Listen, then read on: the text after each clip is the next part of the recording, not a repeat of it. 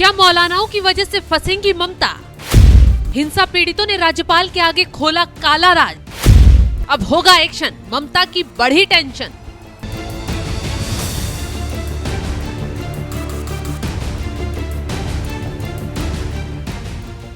बंगाल में हिंसा भड़की या फिर साजिश के तहत भड़काई गई? दंगाई बंगाल के ही थे या फिर बांग्लादेश से बुलाए गए? बंगाल हिंसा पर तमाम खुलासे हो रहे हैं जो ममता दीदी की कुर्सी पर भारी पड़ते दिख रहे हैं। 3 ऐसी खबरें भी सामने आई हैं जिन्होंने देश में हड़कंप मचा दिया। पहली खबर तो ये है कि बंगाल हिंसा की आग में जल रहा है और ममता दंगा पीड़ितों से मिलने के बजाय सीधा मौलानाओं और इमामों के बीच पहुंची हैं, बैठक कर रही हैं, रणनीति बना रही हैं। वो मौलाना जिन्हें हिंसा भड़काने के लिए कहीं न कहीं जिम्मेदार माना जा रहा है, क्योंकि ये विरोधी मौलाना ही हैं जो वक्फ कानून का विरोध कर लगातार अफवाह फैला रहे हैं, मुसलमानों में माहौल बना रहे हैं कि वक्फ कानून से खतरा आएगा, वक्फ कानून से वक्फ बोर्ड खत्म कर दिया जाएगा। लेकिन हकीकत बिल्कुल उलट है। खैर, ऐसे में ममता इमामों के बीच उन्हें खुश करने तो पहुंच गईं, लेकिन उन्हें शायद हिंसा के पीड़ित नहीं दिखाई दे रहे। ना ही वो हिंदू परिवार दिख रहे हैं जिनके घर जला दिए गए, जिनके बच्चे बूढ़े महिलाएं प्रताड़ित किए गए। ममता को सिर्फ दिख रहा है तो वो है अपना वोट बैंक। ऐसे में अब ममता बनर्जी को सबक सिखाने के लिए राज्यपाल सीवी आनंद बोस ने भी मोर्चा संभाला है। खबर ये आ रही है कि बंगाल के राज्यपाल सीवी आनंद बोस ने हिंसा पीड़ितों से मुलाकात की। राज्यपाल ने सभी पीड़ितों को न्याय दिलाने का भरोसा दिया है। बीजेपी नेता सुकांत मजूमदार हिंसा पीड़ितों को लेकर राज्यपाल से मुलाकात करने पहुंचे हैं, जिसके बाद खुद राज्यपाल भी हिंसाग्रसित क्षेत्रों का दौरा करेंगे।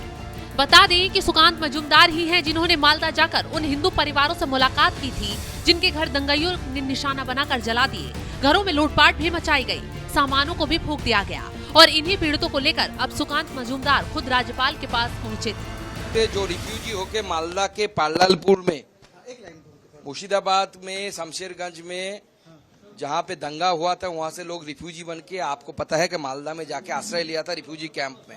वहाँ से 11 लोग, महिलाएं और पुरुष 11 लोग आज आए हैं अपनी दुख दर्द को कलकत्ता से लोगों को बोलने के लिए, पूरे पश्चिम बंगाल के लोगों को बोलने के लिए। पीड़ितों ने जो झेला सारी बातें राज्यपाल को बताई, जिसके बाद राज्यपाल खुद इन क्षेत्रों में जाएंगे जहां डरे सहमे परिवार ठहरे हुए हैं, उनसे हालातों का जायजा लेंगे। कहा तो ये भी जा रहा है कि रिपोर्ट तैयार कर फिर दिल्ली को भी भेजी जा सकती है। अगर राज्यपाल एक्शन लेंगे तो ममता बनर्जी की कुर्सी हिलने से कोई नहीं रोक पाएगा।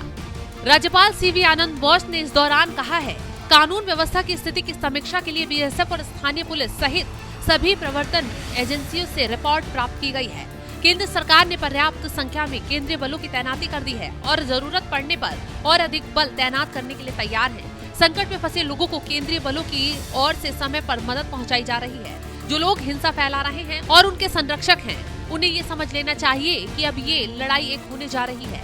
अब हिंसा और अपराध के खिलाफ सख्ती से कार्रवाई की जाएगी और किसी को भी कानून हाथ में लेने की अनुमति नहीं दी जाएगी। ममता बनर्जी की हरकतों पर अब सवाल इसलिए उठ रहे हैं कि जब राज्य के सीएम को हिंसा भड़काने वाले दंगाइयों पर एक्शन लेना चाहिए था और पीड़ितों से मुलाकात करनी चाहिए थी, तब ममता मौलानाओं के बीच बैठकर रणनीति बना रही थी। लेकिन जो ममता को करना चाहिए था वो काम राज्यपाल कर रहे हैं।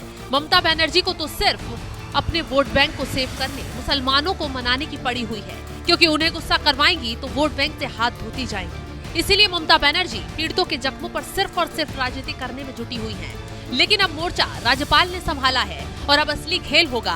राज्यपाल की रिपोर्ट पर दिल्ली से एक्शन लिया जाएगा, क्योंकि हालात बंगाल में काफी बिगड़े हुए हैं और जिस तरीके से ममता का रवैया है उस पर लोगों का गुस्सा फूट पड़ा है और इसका हट जाना अब ममता बनर्जी को महंगा पड़ने वाला है। फिलहाल जिस तरीके से ममता बनर्जी मुसलमानों और मौलानाओं के बीच बैठकर रणनीति बना रही हैं, उस पर आपका क्या है कहना? कमेंट कर अपनी राय जरूर बताएं।